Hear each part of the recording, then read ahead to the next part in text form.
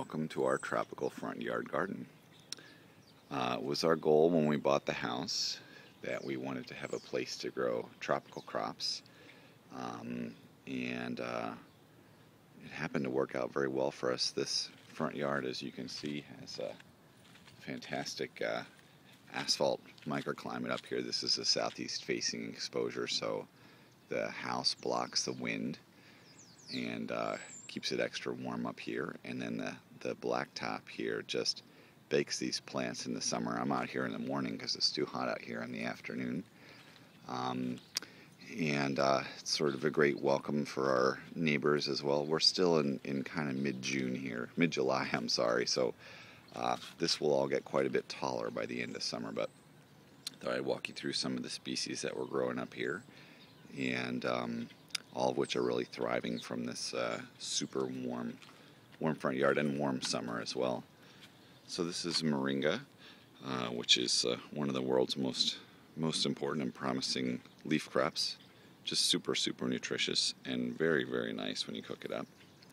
These are seedlings from this spring, and I think they may really hit about 9 or 10 feet this year. To this side we have Chameleon, which is a nitrogen-fixing legume from Central America. That also has edible leaves, again, better cooked than raw, but very nice for that purpose. Oh, let's see. Well, over here we have Houttuynia, which is very lovely ground cover that has sort of a fish sauce flavored, gingery fish flavored leaves used as a culinary herb. We have nasturtiums. Those self-seed every year, and of course you can eat the flowers and the leaves on those. This beautiful yellow leaf right here, that car go by, is a sweet potato. It's an ornamental variety of sweet potato, but it happens that it has edible roots.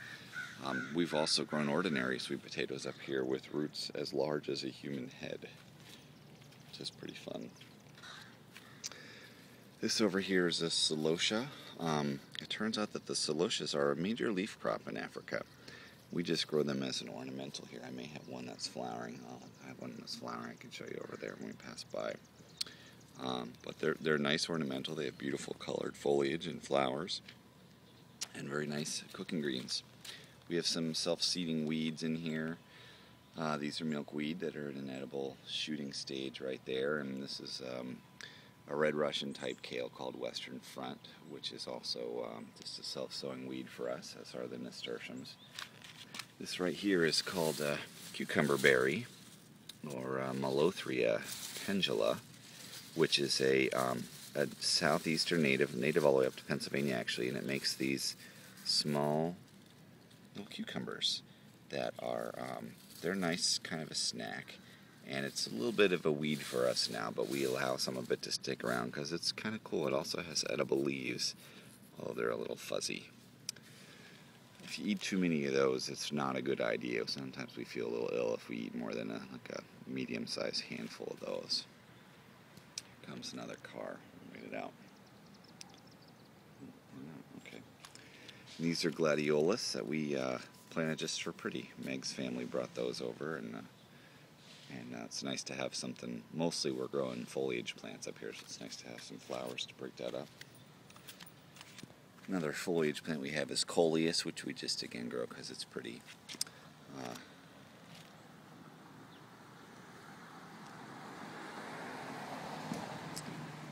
This right here is Cranberry leaf Hibiscus, which is one of my very favorite ornamental vegetables. So it has beautiful foliage, as you can see, especially when you put it off against this giant yellow leaf sweet potato. And this stuff is a cooked green. You can eat it raw too. It's kind of sour. We finally found the perfect way to cook this year, which is to chop it up with other mixed greens like Moringa and Kale, and put it in a frittata with eggs. It's just really exquisite that way. We also have eggplant down here. This is a very nice ornamental. This is a Pingtung long, very nice ornamental Asian type eggplant with what I consider to be really beautiful flowers.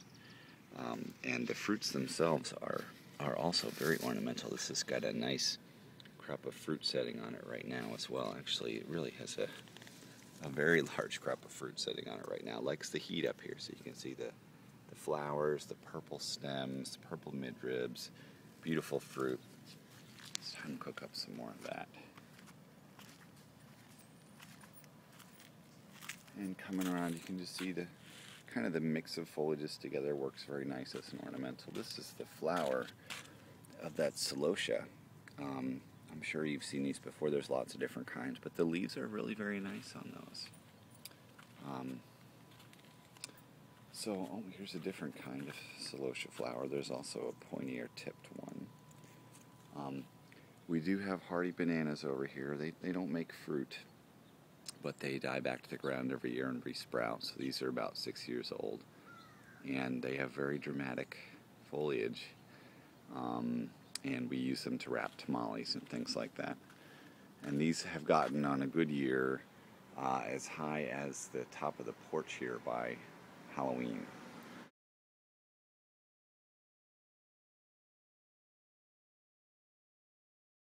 So they can get pretty big if you give them enough water and fertility. We've got fig over here that is producing a few little fruits down at the base, and that survived the winter. We have some hardy passion fruit, or maypop, which overwinters for us very reliably, but has never really ripened to fruit for us. But you can see the flowers. These are sort of yesterday's beat up flowers, but they're quite exquisite, really. We're hoping this will be the year that ripens some fruit for us. If it got good pollination, certainly we'll have enough time to ripen up some fruit for us.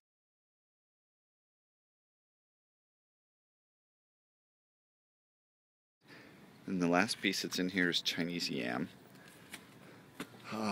which we love because it's beautiful and because the flowers smell like cinnamon. And also for the fantastic air potatoes, little tiny yamberries that it makes, which hasn't really started to set yet. That's really more of a fall crop for us. They also make these large, beautiful taproots that are great eating as well. We've also grown Lablab beans many years, great edible beans and flowers. And 1 year ours climbed up the telephone pole and had to be cut down by the power company, so they didn't shut down the neighborhood. But you can see from here that this is sort of a different look than some of the other houses in the neighborhood in terms of what you can do with your front yard. And we're very happy with it, and we really eat off of this as well. So it's a multi-purpose tropical front garden, taking advantage of the intense hot microclimate up here and really putting that to use for food production and beauty, and sort of putting our flag up to the neighbors about what we're all about.